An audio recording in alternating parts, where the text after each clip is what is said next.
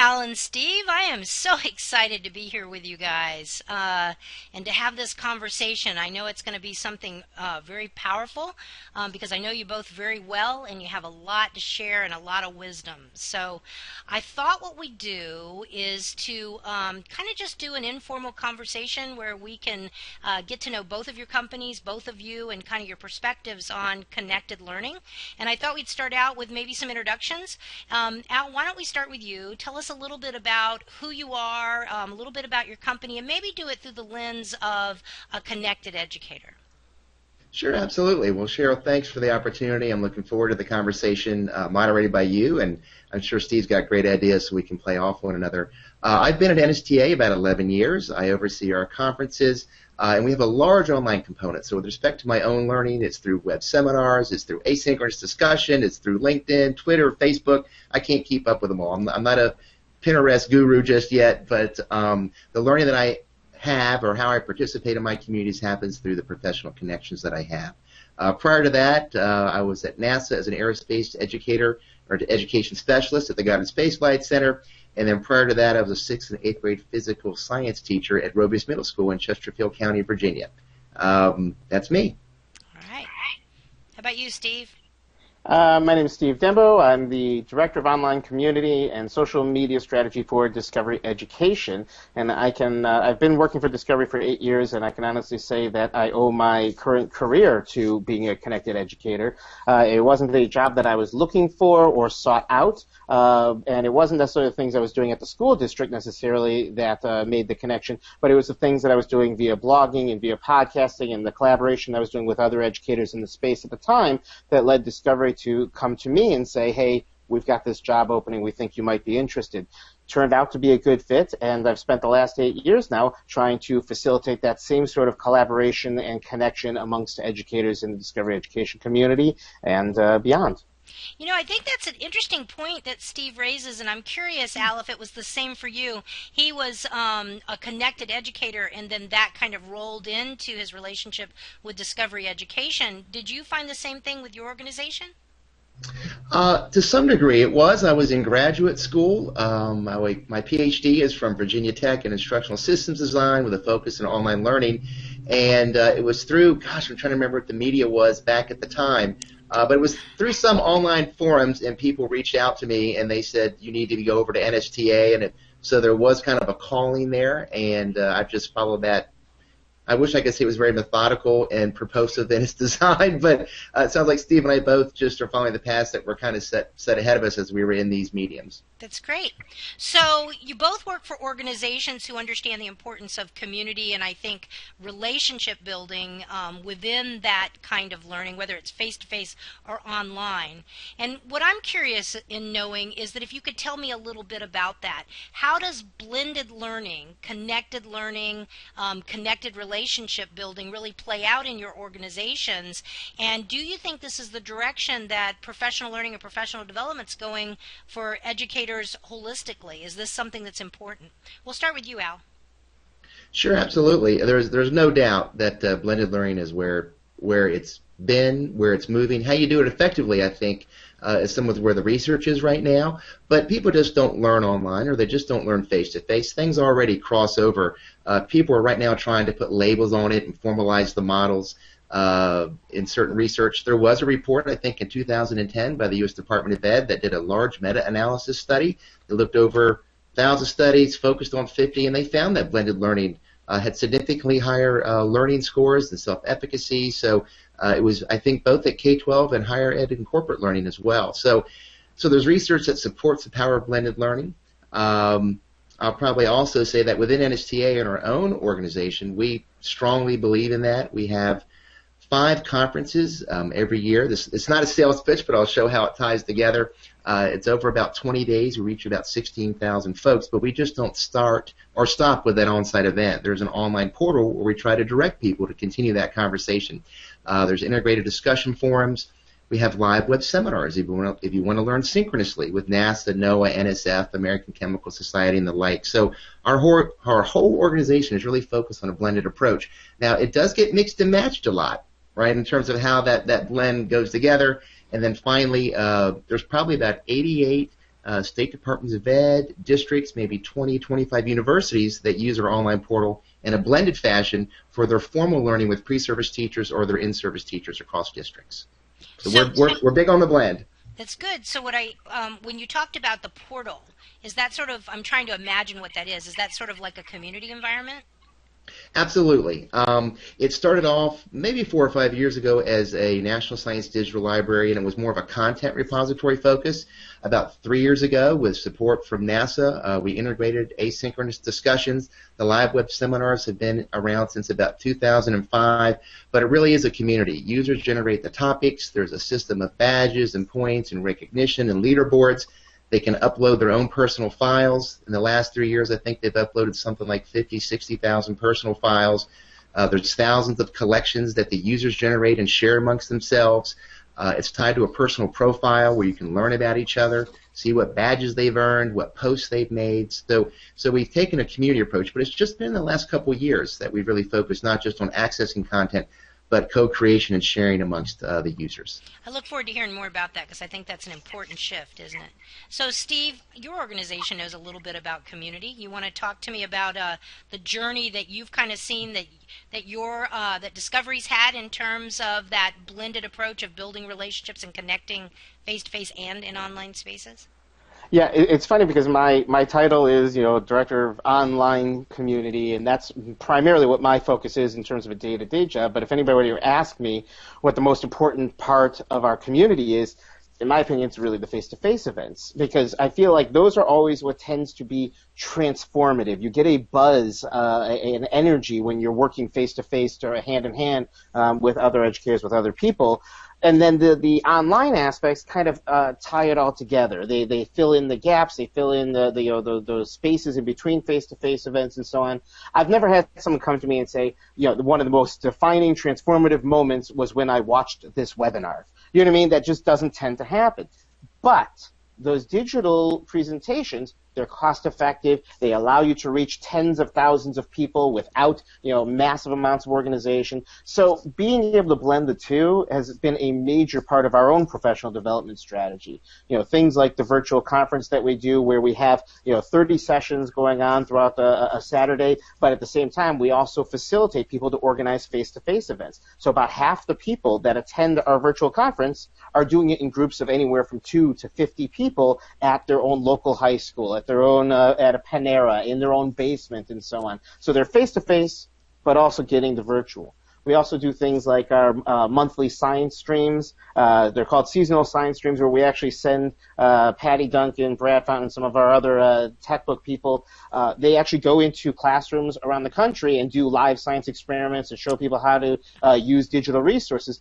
But we provide them all the lesson plans and all the resources a week ahead of time, so classes don't just watch it, they do it at the same time as the person up on the camera. So whenever we can, we try and structure things so that we get that sort of that blended experience. So they get the best of the virtual professional development, but they can also experience it themselves with the other people in the room. Well, as I'm listening to you talk, I'm just kind of blown away with the amount of connected learning that's taking place. And so I'm curious, does Discovery really feel, or you personally feel, that this is the direction? I know you say that it's scalable. I heard you say that. But and I did want to make the comment that the only reason people had felt like a webinar wasn't transformative, you understand, is because they didn't go through mine. Oh, well, yeah. But on a more serious note, do you think this is the direction that professional learning is going, and that districts and schools really need to be thinking about how can we start to really take these informal learning experiences and bring them into business as usual in our districts? Do you think it's important? Our community is called the Discovery Educator Network, and the difference between it and things like Google Certified Teachers and Apple Distinguished Educators is where those are an awards type program.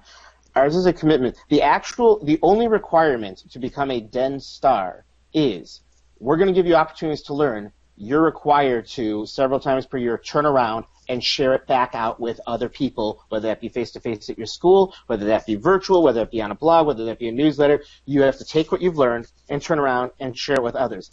So that's been our only core tenet for the past 8 years. So if you want to ask whether it be, helping, whether we consider connecting and connected educators to be important, that's the core of our community. And we've just seen it grow year over year over year over year with, and it's obvious. People come to us, they know they have things to learn, and what they don't realize is, shortly after that, then they themselves are the experts and can start passing that knowledge on to others. A lot of times people don't realize that they've got expertise that is worth sharing with others, that other people would benefit from. And what we're trying to do is kind of foster that and encouraging them to go out and create their own circles, their own personal learning networks, and so on.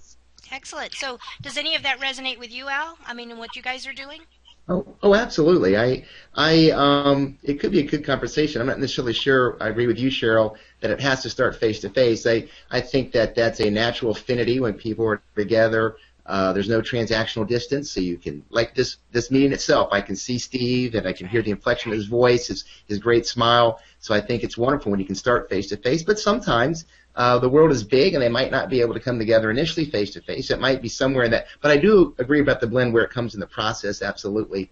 And I think what he said I completely agree with. When we partner with districts, you're right. I think that the resources or experts can be nationally accessed, but in reality they're locally deployed. All things, when you look at the professional development literature, talk about being closely tied to that local curriculum, part of a local community of practice or within that school or the district mandates, informed by student learning or local assessment data or student work samples, ongoing, continuous, not a one-shot opportunity. So I think sometimes they'll reach out to networks like Discovery or NSTA or others, but then they'll use it for their own local needs. And that's where when Steve said, they're sitting there, whether they're by themselves at the coffee shop or they're within a team within their own school or within the district. And that's where you can have that real strong connection where it keeps them beyond just I completely agree. I know where he's going. The distance ed literature talks about if it's click next by yourself, you have high non-completion rates and high dropout.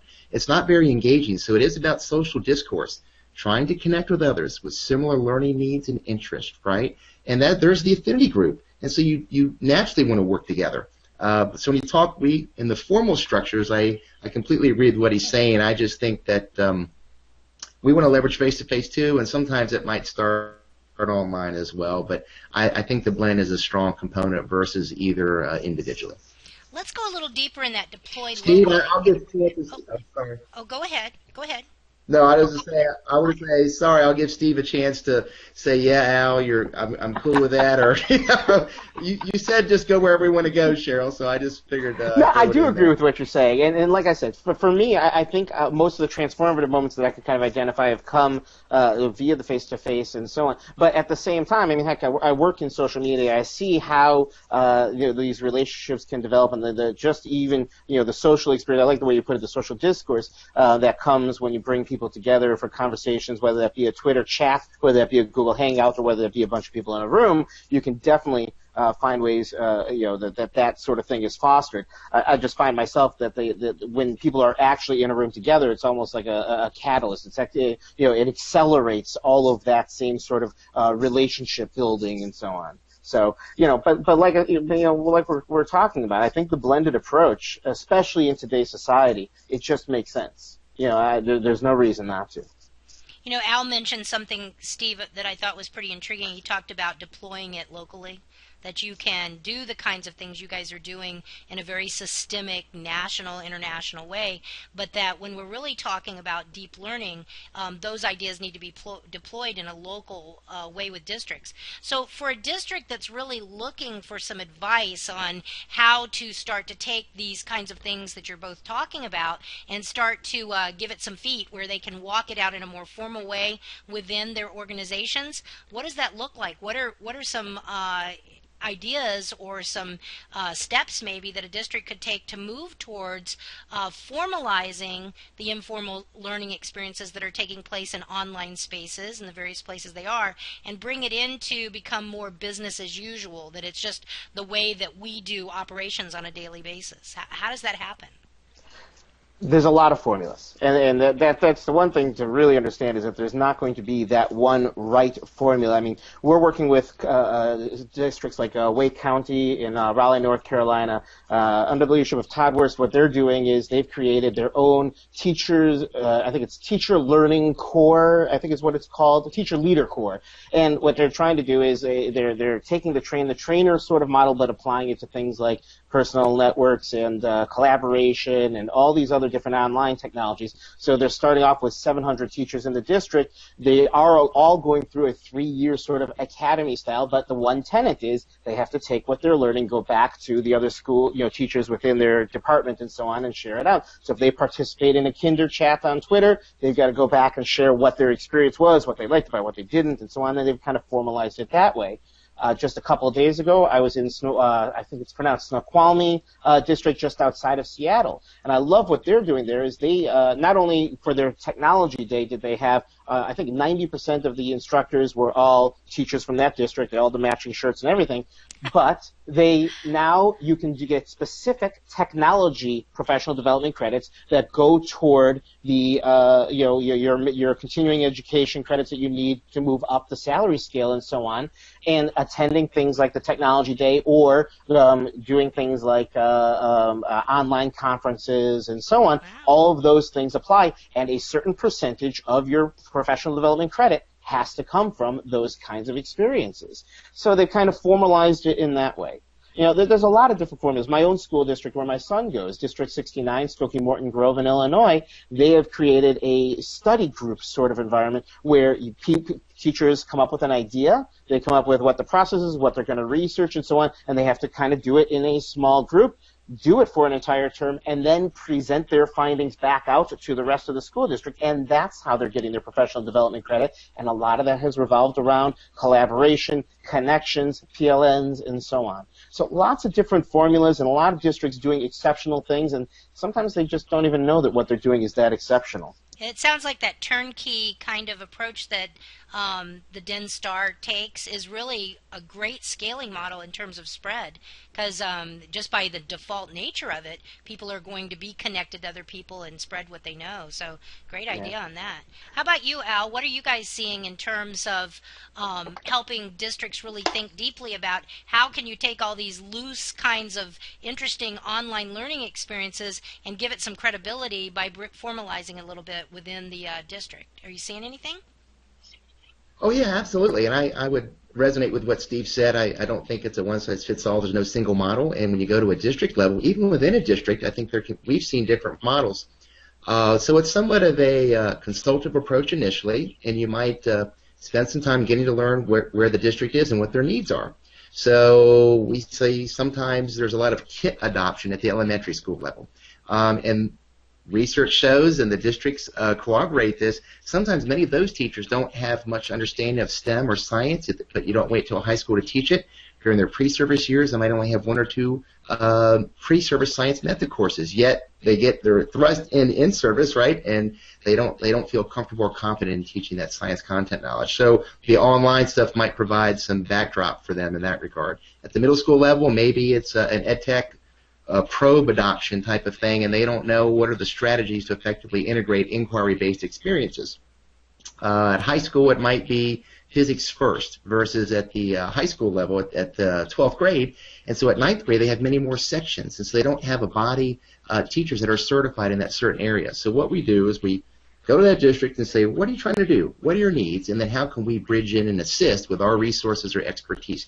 And so sometimes when you talk about the connective piece of it, I think it matters a lot that Ryan Deasy's self-determination theory, if it's professional development and it's top-down and it's district mandated, sometimes it's a necessary evil that teachers have to do to maintain their certification, and it's not very favorable. But if teachers have some autonomy, they have control over time or task or technique or the team and how they want to learn, their learning preference, whether it's synchronous, asynchronous, that's where the blend comes in. They make their own personalized plan. It's almost like IEPs for special ed students. Now teachers have their own long-term plan. There's a tool that tracks that, and then you might be able to use things like points and badges, not in an if-then contingency-based method where that's somewhat punitive. If you do this, then you get this. Well, that makes it work. I don't want you to tell me what I have to do.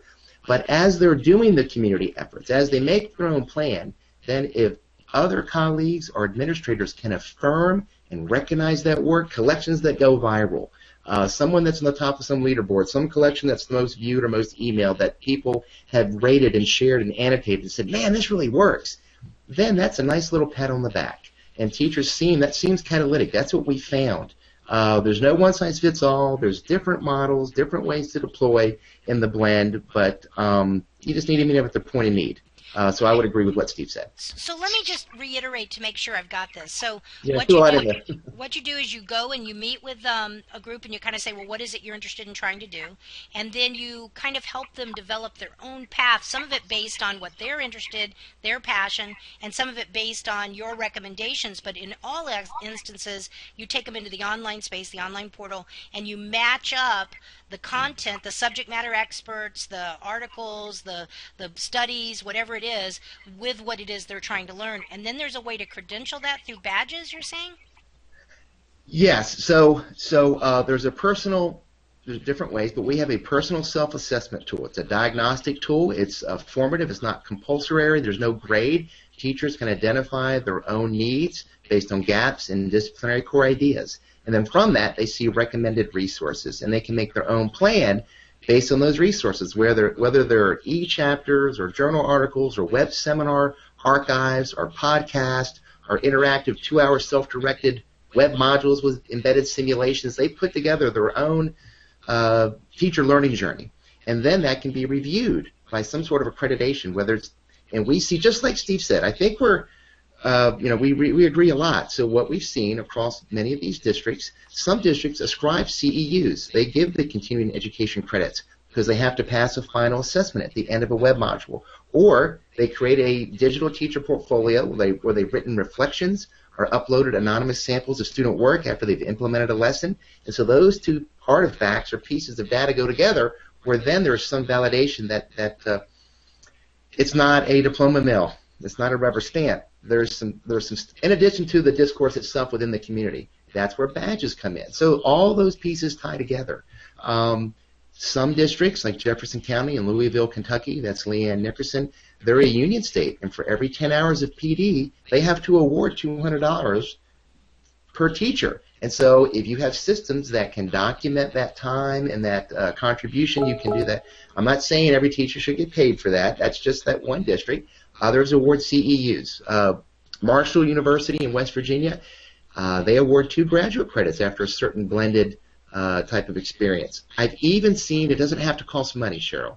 I've even seen one district, and I think this might have been Arlington County in Virginia, all they did is give teacher choice. They said at the beginning of the school year, we can put everybody through this face-to-face day. And you got to sit there, and it's one speaker comes in, and here's the thing. And that's all good. I'm not saying that's bad if it's a general type thing that everyone needs to hear. But they said for those of you that would like to go online and more do it at your own pace and spend that time in your classroom, we'll just give you choice of the location of where you want to do your learning. And guess what? You'd be quite surprised how many people said, I need my time in the classroom to set the classroom up. Let me go online and do the discourse and work through modules and things like that. So I think it varies a little bit. All right. That's very exciting. Well, Steve, what do you think about that? I like the idea of that, in an ideal world, it's not necessarily going to be top-down, you're going to do this, and there's going to be that one sort of model. And really, that's where, like we kind of both mentioned in terms of how we got to where we are right now, sometimes it is a meandering path, and the journey is an important part of it.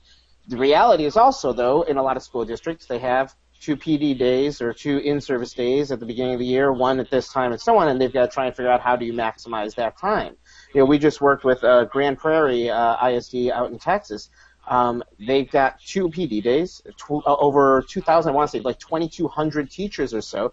We came in, we brought in over 100 trainers to do, a lot of it was formal professional development and classroom learning, but what we also tried to do is to put them together in small groups so that they could work together to target exactly the things that they needed. And then we started working on branching that out so the groups themselves would connect with other groups in their district, which sometimes you forget about. You think so much, a lot of play gets for, everyone's impressed when you say I connected with somebody in Australia. but sometimes it's just as valuable to connect to somebody just on the other side of town if you don't normally get that sort of opportunity to. So we would make sure that those groups were connected, and then before the close of the professional development experience, we tried to make sure that everybody was also connected to the den. And hopefully that's going to be an ongoing experience away from the formal, away from those designated 2 days that will hopefully get them started on their own professional learning journey, like we were describing, where they can kind of have their own experiences along those lines, find what that greater community experience is for them beyond just simply that formal experience that the district does need to provide to teachers at the beginning of the year. Great. Oh, hold on 1 second, Al. Say it again, Al. It was muted for just a minute, but we can hear you now. Yeah, no problem. I would say I agree with Steve. I don't want to. I'm making it for a fun conversation, but definitely you should leverage the face-to-face experiences that many districts have. I think the real thing that we've seen that we try to avoid. I know I'm trying to get. I know there might be other areas. If Cheryl says, "Well, what's the challenge, Al? What do you see? Where is there a problem or something?" And if I share a little bit of that. Sometimes what I've seen when we all say, you see all the literature, you hear it's all the buzz, blend, we all agree about it, and then you see where sometimes the online stuff doesn't have high uptake. It's not just if you build it, they will come. There's many systems where there's some online type of form where you can share things, and there's not much activity there. And so I think that what we've seen is when they do that, it's almost like it's bolted on as an appendage. It's an afterthought.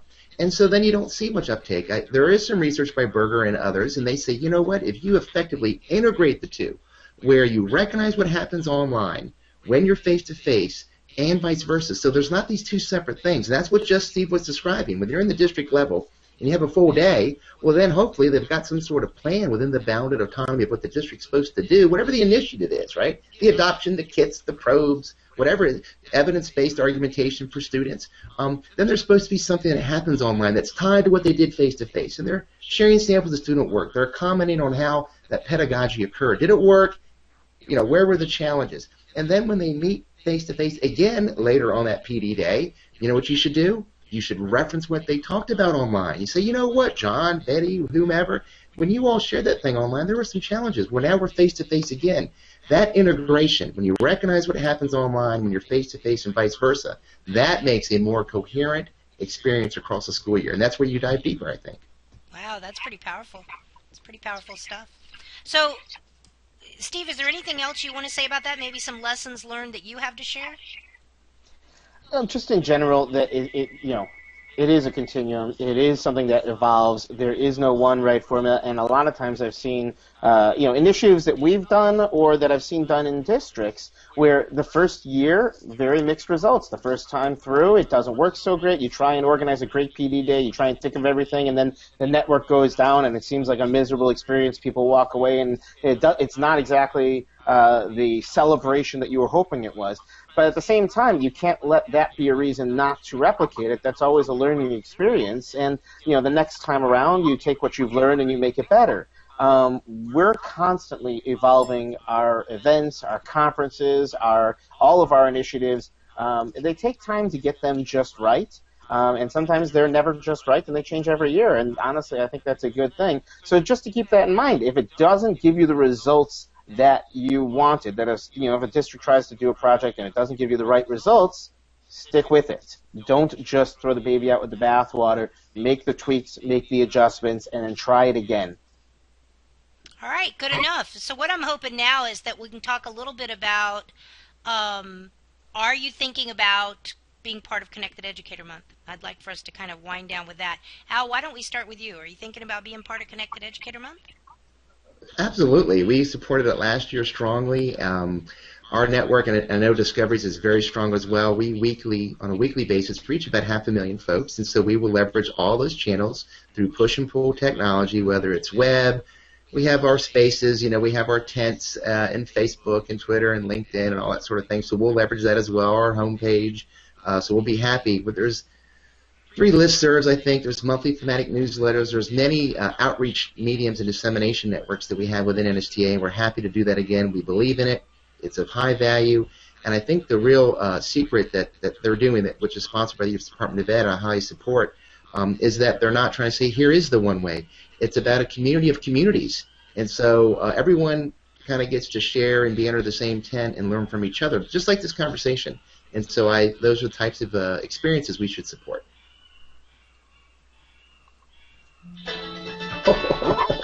Sorry about that. So I think the phone thing, and I don't know if you can hear the noise in my background now, but there's dogs in the office and they're making a lot of noise. So it's pretty interesting. But I'm going to mute my mic. I'd like to know about Discovery's plans for being part of Connected Educator Month, Steve.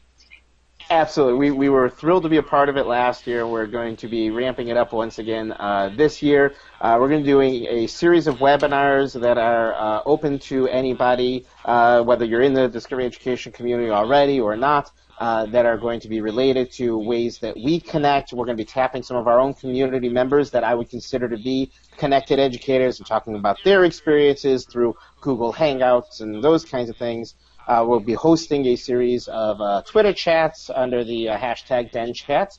But really, the biggest initiative that we've got going on during Connected Educator Month is the virtual conference that we talked about a little bit earlier.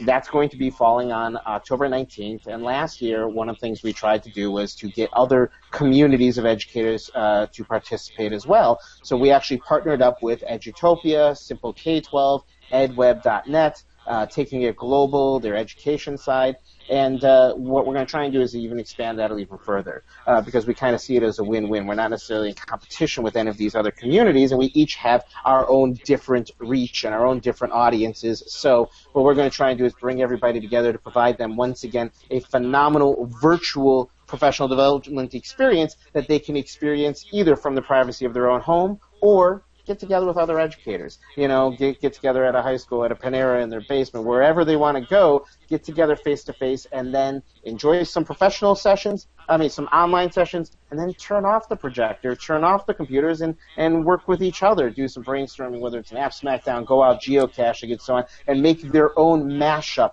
of the fall virtual conference. So we're really looking forward to that event, and I think the timing of it couldn't be better with it falling right in the middle of Connected Educator Month.